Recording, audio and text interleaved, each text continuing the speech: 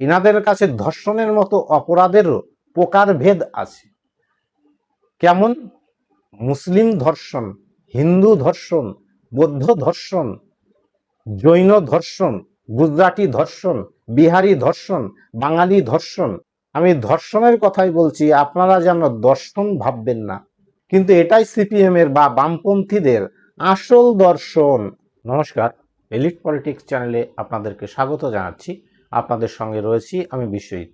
আজকের ভিডিওতে আমরা আলোচনা করব এমন এক ঘটনাকে কেন্দ্র করে, যা শুধু সাহিত্য নয়, পশ্চিমবঙ্গের রাজনীতি, মত প্রকাশের স্বাধীনতা এবং ধর্মনিরপেক্ষতার বিতর্ককে আবারও সকলের সামনে নিয়ে এসেছে। প্রায় ১৯ বছর পর নির্বাসিত লেখিকা তসলিমা নাসরিন ১ আগস্ট ২০২৬ কলকাতার রবীন্দ্র সদনে একটি সাহিত্য সাংস্কৃতিক অনুষ্ঠানে আবারও যোগ দিতে আসছেন। এই ঘোষণার পর থেকেই শুরু হয়েছে তীব্র রাজনৈতিক বিতর্ক এবং নানা ধরনের জল্পনা। আর এই ঘটনাকেই কেন্দ্র করে কলকাতার আনাচে কানাচে পুরনো সেই মৌলবাদীর দল এবং রেডিকালিস্টরা ফনা তোলার চেষ্টা করছে, ফসফাস শুরু করেছে। পূর্ণাঙ্গভাবে ঘটনাটি আপনারা জানুন। আগামী ১ আগস্ট ২০২৬ তসলিমা নাসরিন প্রায় ১৯ বছর পর কলকাতায় এসে রবীন্দ্র সদনে একটি সাহিত্য সাংস্কৃতিক অনুষ্ঠানে যোগ দেওয়ার কথা রয়েছে। অনুষ্ঠানটি বিভিন্ন সাংস্কৃতিক সংগঠনের যৌথ উদ্যোগে আয়োজিত হচ্ছে, যার মধ্যে সেকুলার মিশন অন্যতম। আয়োজকদের বক্তব্য অনুযায়ী অনুষ্ঠানটি তসলিমা নাসরিনের উপন্যাস, গল্প, কবিতা এবং ধর্মনিরপেক্ষতা ও মত প্রকাশের স্বাধীনতা নিয়ে তার সাহিত্যকর্মকে কেন্দ্র করেই মূলত অনুষ্ঠিত হচ্ছে। এই অনুষ্ঠানে তাকে আয়োজকদের পক্ষ থেকে আনুষ্ঠানিকভাবে আমন্ত্রণ জানানো হয়েছে। আয়োজকদের একজন হলেন মোহিত রায় এবং সেকুলার মিশনের প্রতিনিধি ওসমান মল্লিক প্রকাশ্যে তার উপস্থিতির কথা নিশ্চিত করেছে। এই তসলিমা নাসরিন ১৯৯৪ সালে বাংলাদেশ ছাড়তে বাধ্য হন। এরপর তিনি ইউরোপ ও আমেরিকার বিভিন্ন দেশে নির্বাসিত জীবন কাটাতে থাকেন। পরে ২০০৪ সালে ভারতে অস্থায়ী আবাসনের অনুমতি পেয়ে কলকাতায় তিনি চলে আসেন। তিনি ২০০৪ থেকে ২০০৭ সালের নভেম্বর পর্যন্ত মূলত কলকাতায় বসবাস করেন এবং একাধিকবার বিভিন্ন সাক্ষাৎকারে কলকাতাকে তিনি নিজের দ্বিতীয় বাড়ি বলে উল্লেখ করেছেন। তার এই আবেগ থেকেই বোঝা যায় কলকাতাকে এবং কলকাতার মানুষজনকে, কলকাতার সাহিত্য সংস্কৃতিকে, কলকাতার মুক্তমনা মানসিকতাকে তিনি কত শ্রদ্ধা করতেন, কত ভরসা করতেন। চলুন ২০০৭ সালে বামফ্রন্ট সরকারের আমলে তার বিরুদ্ধে যে অমানবিক ঘটনা ঘটেছিল এবং তারপরে তিনি আর কলকাতায় থাকতে পারেননি, তার বিস্তারিত ঘটনা পুঙ্খানুপুঙ্খভাবে আমরা জেনে নিই। আগস্ট ২০০৭-এ তিনি হায়দ্রাবাদে একটি সাহিত্য সম্মেলনে যোগ দেন। সেখানেই তার উপর মৌলবাদীদের হামলা শুরু হয়। এরপর কলকাতায় কিছু ধর্মীয় সংগঠন এবং মৌলবাদী সংগঠন তার বিরুদ্ধে প্রতিবাদ শুরু করে এবং তাকে পশ্চিমবঙ্গ ছাড়ার দাবি তোলে। ২১ নভেম্বর ২০০৭ কলকাতায় বিক্ষোভ সহিংসতার রূপ নেয়। এই মৌলবাদী সংগঠনগুলি সারা কলকাতার রাজপথ জুড়ে তাণ্ডব নৃত্য শুরু করে। সমস্ত রাজপথ নিস্তব্ধ হয়ে যায়, মানুষের জনজীবন বিপর্যস্ত হয়ে যায়। সেই সময় পশ্চিমবঙ্গে বামফ্রন্ট সরকার এবং মুখ্যমন্ত্রী বুদ্ধদেব ভট্টাচার্য নিরাপত্তার কারণ দেখিয়ে তাকে প্রথমে গোপন স্থানে সরিয়ে নিয়ে যায়, পরে দিল্লিতে পাঠিয়ে দেয়। এরপর তিনি আর কলকাতায় স্থায়ীভাবে ফিরতে পারেননি আর কোনোদিন। তসলিমা নাসরিনের বিরুদ্ধে বিক্ষোভের মূল কারণ ছিল তার লেখালেখি ও বক্তব্যকে কেন্দ্র করে, যা নাকি ধর্মীয় অনুভূতিতে আঘাত করছে। প্রধান কারণ ছিল ইসলামের সমালোচনা। তসলিমা নাসরিন তার বিভিন্ন বই, প্রবন্ধ ও সাক্ষাৎকারে ইসলামের কিছু প্রচলিত ব্যাখ্যা, ধর্মীয় মৌলবাদ এবং নারীর প্রতি বৈষম্যের কঠোর সমালোচনা করেছিলেন। এর ফলে কিছু ইসলামপন্থী সংগঠন তার বিরুদ্ধে প্রতিবাদ শুরু করে। ১৯৯৩ সালে প্রকাশিত তার লজ্জা উপন্যাসে বাংলাদেশে হিন্দু সংখ্যালঘুদের উপর নির্যাতনের চিত্র তিনি তুলে ধরেছিলেন। বইটি ব্যাপক বিতর্ক সৃষ্টি করে এবং এরপরে বাংলাদেশ সেই বইটিকে নিষিদ্ধ করে দেয়। ১৯৯৪ সালে একটি সাক্ষাৎকারকে ঘিরে অভিযোগ ওঠে যে তিনি কোরআনের কিছু অংশ আধুনিক প্রেক্ষাপটে পুনর্বিবেচনার কথা বলেছেন। তিনি পরে দাবি করেন তার বক্তব্যকে আংশিকভাবে ভুলভাবে উপস্থাপিত করা হয়েছিল। তবুও এই ঘটনাকে কেন্দ্র করে তার বিরুদ্ধে ব্যাপক বিক্ষোভ হয়, তার বিরুদ্ধে ফতোয়া জারি হয়, তার প্রাণনাশের হুমকি দেওয়া হয়। আর ২০০৭ সালে কলকাতা আন্দোলন, কলকাতায় অল ইন্ডিয়া মাইনরিটি ফোরাম, এআইএমএফ সহ বেশ কয়েকটি সংগঠন তারা ভারতীয় ভিসা বাতিল ও তাকে পশ্চিমবঙ্গ থেকে সরিয়ে দেওয়ার দাবি তোলে। এই আন্দোলন পরে সহিংসতার রূপ নেয়। সেই দিনের বাম সরকারের এই পদক্ষেপ আজও মানুষের স্মরণে রয়েছে। মানুষ কিন্তু ভোলেনি। পশ্চিমবঙ্গের অধিকাংশ মানুষেরই অভিযোগ, বামফ্রন্ট সরকার আইন শৃঙ্খলা বজায় রেখে তাকে সুরক্ষা দেওয়ার বদলে রাজনৈতিক চাপের মুখে কলকাতা ছাড়তে বাধ্য করেছিলেন তাকে। আর এই ঘটনাকে কেন্দ্র করে বামফ্রন্ট সরকার সেদিন কি বলে তার মুখ রক্ষা করেছিলেন? বলেছিলেন যে শহরের আইন শৃঙ্খলা ও সাম্প্রদায়িক শান্তি রক্ষার স্বার্থে তাকে সরিয়ে নেওয়া হচ্ছে অন্যত্র। সেদিন কমরেড বিমান বসু এই ঘটনাকে কেন্দ্র করে যে বক্তব্য দিয়েছিলেন তা নিয়ে প্রচুর বিতর্ক তৈরি হয়েছিল। 21 নভেম্বর 2007-এর সহিংসতার পর তিনি বলেন, যদি তসলিমা নাসরিনের উপস্থিতি রাজ্যে শান্তি বিঘ্নিত করে তাহলে তার পশ্চিমবঙ্গ ছেড়ে যাওয়া উচিত। এবং এই বক্তব্যের পরিপ্রেক্ষিতে প্রবল সমালোচনার মুখে পড়ে তার পরদিন সকালবেলায় তিনি তার বক্তব্যকে পুনঃসংশোধন করেন। তিনি বলেন, ভিসা দেওয়া বা বাতিল করা রাজ্য সরকারের ক্ষমতা নয়, এটি কেন্দ্রের বিষয়, কেন্দ্রই সিদ্ধান্ত নেবে। আর বুঝতেই পাচ্ছেন, কেন্দ্রে তখন কংগ্রেস সরকার, সিপিএম এর সহযোগিতায় নড়বড় করে চলছে। ফলে কেউ এই ঘটনার দায় নিতে চাচ্ছে না। রাজ্য কেন্দ্রকে, কেন্দ্র রাজ্যকে দোষ চাপিয়ে খালাস পাওয়ার চেষ্টা করছে মাত্র। মুখ্যমন্ত্রী বুদ্ধদেব ভট্টাচার্য তিনি বলেছিলেন, আইন শৃঙ্খলা ও সাম্প্রদায়িক সম্পত্তি বজায় রাখতেই তসলিমা নাসরিনকে কলকাতা থেকে সরিয়ে দেওয়া হলো। এবং পরে তিনি যখন বুঝতে পারলেন যে তার দ্বারা কি মত প্রকাশ করা হয়ে গেছে এবং সেটাকে মেকআপ করার জন্য তিনি বললেন যে এই ঘটনা মত প্রকাশের স্বাধীনতার বিরুদ্ধে পদক্ষেপ নয়, বরং নিরাপত্তাজনিত ব্যবস্থা। কিন্তু প্রাক্তন মুখ্যমন্ত্রী যতই ঘটনাটিকে চাপার চেষ্টা করুন না কেন, পশ্চিমবঙ্গের মানুষ সেদিন বুঝেছিলেন সরকার মৌলবাদী চাপের কাছে নতি স্বীকার করেছে। আর সিপিএম এর পলিট ব্যুরোর সদস্য সীতারাম ইয়েচুরি সেদিন বলেছিলেন, তসলিমার অবস্থান বা ভিসা নিয়ে যা সিদ্ধান্ত নেওয়ার তা কেন্দ্রেরই বিষয় এবং কেন্দ্রই সেই সিদ্ধান্ত নেবে। কিন্তু এই ঘটনার পরে প্রশ্ন উঠেছিল প্রচুর। সেই সময়ের সিপিআইএম এবং আজকের সিপিআইএম এর নেতারাও নিজেদেরকে সেকুলারদের মধ্যে কৌলিন্য বলে মনে করেন, অর্থাৎ সমস্ত সেকুলারদের মধ্যে সেরা সেকুলার। এমনও শুনতে পাওয়া যায় টিপু সুলতান মসজিদের ইমামের দ্বারা মুখ্যমন্ত্রী বুদ্ধদেব ভট্টাচার্য নাকি এই সহিংসতা রুখতে চেয়েছিলেন। তাহলে বুঝুন, যিনি শাসক, রাজ্যের সর্বোচ্চ ক্ষমতার অধিকারী, তার কাছে আমাদের মূল প্রাপ্য কি? আইন শৃঙ্খলার পরিস্থিতি বজায় রাখা।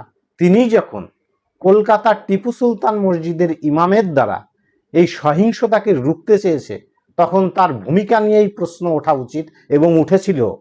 আমরা শাসক নির্বাচন করি কেন? এই কারণেই করি যে রাজ্যে যদি আইন শৃঙ্খলার পরিস্থিতির অবনতি হয়, শাসক যেন প্রয়োজনে শক্তি প্রয়োগ করে যাতে শান্তি বজায় রাখতে পারে, সৌহার্দ্য বজায় রাখতে পারে। সেই জন্যই তো রাজ্য সরকারের কাছে পর্যাপ্ত পরিমাণে নানা ধরনের বাহিনী রয়েছে। কিন্তু সেই দিন সেই সহিংসতা ঘটনার তিনি শুধুমাত্র একজন দর্শক ছিলেন, সারাদিন বসে বসে দেখেছেন। কিন্তু মৌলবাদীদের তাণ্ডব যখন শেষ হয়ে গেছে, মানুষের জীবনে নেমে এসেছে সংশয়, অনিশ্চয়তা, তারপর তিনি সেনাবাহিনী নামিয়েছেন পরিস্থিতি মোকাবেলা করার জন্য। অর্থাৎ সেই দিন তিনি রাজধর্ম পালন না করে কলকাতাবাসীর জীবনকে পাগলা হাতির সামনে ছেড়ে দিয়েছিলেন। আর এর পেছনে সেই দিন সরকারের মানসিকতা কি ছিল তা আমরা খুব ভালো করেই বুঝতে পেরেছি। পরবর্তী জমানায় সেই সরকারের মানসিকতায় তৃণমূলের আমলে ছড়িয়ে পড়েছিল আরও অনেক গুণ। এখন সিপিএম এর বিকাশ রঞ্জন ভট্টাচার্য, দীপশিতা ধর, এরা সব কৌলিন্য ব্রাহ্মণ, কৌলিন্য সেকুলার, অর্থাৎ অভিজাত সেকুলার। তারা কলকাতার রাজপথে দাঁড়িয়ে খাদ্যাভ্যাসের মাধ্যমে সেকুলারিজমকে জাহির করতে চায়।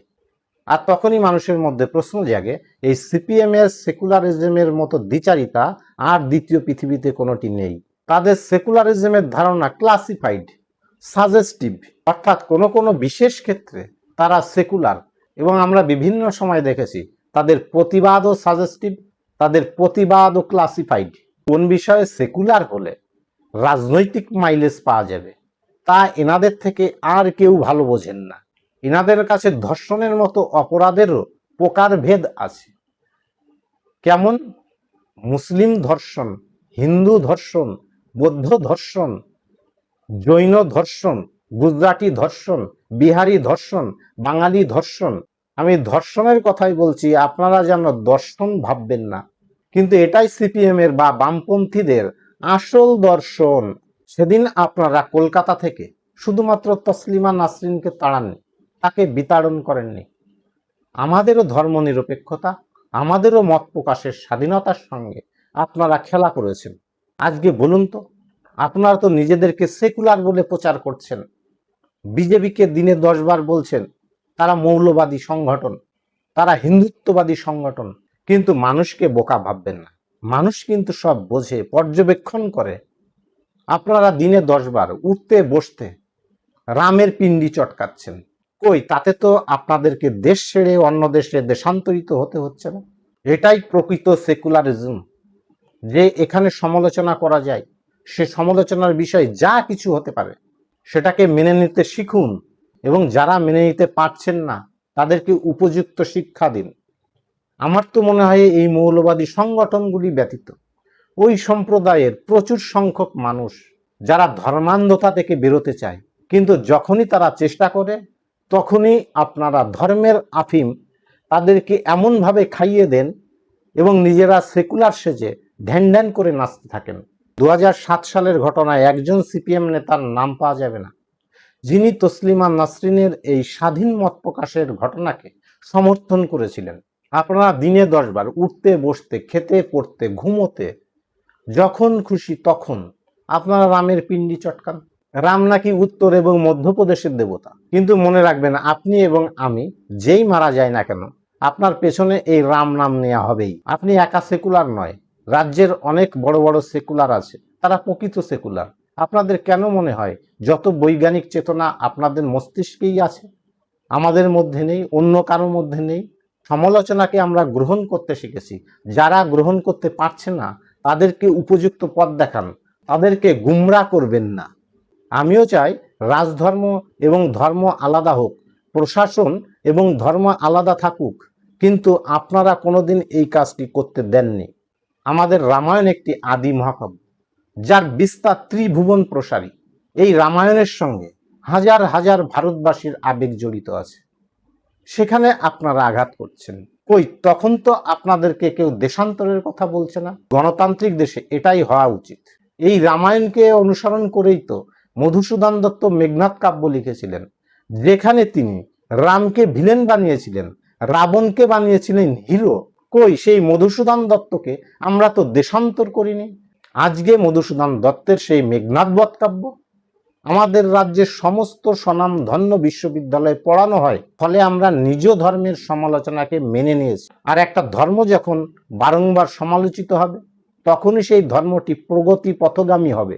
এবং ধর্মভেদে এক এক ধর্মের ক্ষেত্রে আপনাদের যে দ্বিচারী মনোভাব, আপনাদের যে দ্বিচারী সেকুলারিজমের ধারণা, এটাই কিন্তু আমাদের সমাজকে ডোবাচ্ছে। আর এর পেছনে বড় হাত রয়েছে আপনাদের মতো মানুষজনদের। আর একটি ঘটনা এখানে বলে রাখা ভালো, 2007 সালে তসলিমা নাসরিনের এই ঘটনাকে আপনারা শুধুমাত্র রাজ্যের আইন শৃঙ্খলা ও নিরাপত্তার নাম দিয়ে চালিয়ে দিয়েছিলেন, এবং এই ঘটনাকে আপনারা প্রতিরোধ করতে পারেননি এবং তসলিমা নাসরিনকে বিদেশে চালান দিয়ে দিয়েছিলেন। আর আগামীতে 1 আগস্ট সেই কলকাতার বুকেই তসলিমা নাসরিন আসছেন এবং তার বই, গল্প, উপন্যাস, মত প্রকাশের স্বাধীনতা, ধর্ম নিরপেক্ষতা বিষয় নিয়ে আলোচনা হবে। ওই দিন এই অনুষ্ঠানটি যদি সাফল্যমণ্ডিত হয় তাহলে কিন্তু আপনাদেরকে ভুল স্বীকার করতে হবে যে 2007 সালে আপনারা রাজধর্ম পালন করেননি। আপনারা যে ধর্ম পালন করেছিলেন তারপরে আর সেকুলারিজমের কথা বলা আপনাদেরকে কিন্তু আর মানায় না, এবং জনগণও কিন্তু সেটা সহ্য করছে না। এবং এই অনুষ্ঠানটি সাফল্যমণ্ডিত হলে মানুষ কিন্তু দেখবে সেদিন আপনারা ছিলেন ফেলিওর। আর সেদিনের অনুষ্ঠানটি যদি এই বিজেপির গভর্নমেন্ট শান্তিপূর্ণভাবে সমাধা করতে পারে, পশ্চিমবঙ্গের জনগণ 2007 সালের অপকর্মের জন্য আপনাদের কিন্তু ক্ষমা করবেন না। এই প্রসঙ্গে আরও একটি কথা উল্লেখ করে রাখি, আইএসএফ এর বিধায়ক নওশাদ সিদ্দিকী ইতিমধ্যেই এই বিষয়টি নিয়ে আপত্তি তুলেছেন। তার বক্তব্য এই অনুষ্ঠান রাজনৈতিক উদ্দেশ্যে ব্যবহার করা হচ্ছে। তিনি আশঙ্কা প্রকাশ করেছেন যে তসলিমা নাসরিন মুসলিম সমাজ সম্পর্কে বিতর্কিত মন্তব্য করতে পারেন। অর্থাৎ এই বিষয় নিয়ে তার কিন্তু মনে মনে আরও এগোনোর ইচ্ছা আছে, কিন্তু বর্তমান রাজনৈতিক পরিস্থিতির চাপে পড়ে এর থেকে বেশি কিছু তিনি আর বলার জায়গা পাচ্ছেন না। একটু খেয়াল করে দেখুন, ISF, Indian secular front, secular শব্দটি রয়েছে যে পার্টির মধ্যে, সেখানে একজন বিতর্কিত লেখিকার সমালোচনার ভয় পাচ্ছেন এখন থেকেই। যাই হোক, আজকের ভিডিও এখানেই শেষ করছি। ভিডিওটি যদি আপনাদের পছন্দ হয় এবং ভালো লেগে থাকে তাহলে অবশ্যই লাইক করবেন, শেয়ার করবেন এবং সাবস্ক্রাইব করতে ভুলবেন না। নমস্কার।